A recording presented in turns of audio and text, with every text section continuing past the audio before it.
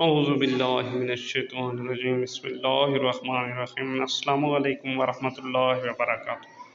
ناظرین، آج ہم سنیں گے اسلام کے ستون، یعنی اسلام کے 5 ستون کون سے ہیں۔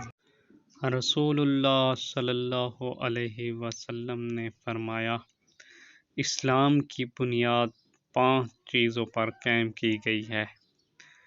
اول، گواہی دینا کہ اللہ کے سوا کوئی معبود نہیں اور بے شک محمد صلی اللہ علیہ وسلم اللہ کے سچے رسول ہیں، اور نماز قائم کرنا اور زکوٰۃ ادا کرنا اور حج کرنا اور رمضان کے روزے رکھنا۔ یہ صحیح بخاری کی حدیث ہے۔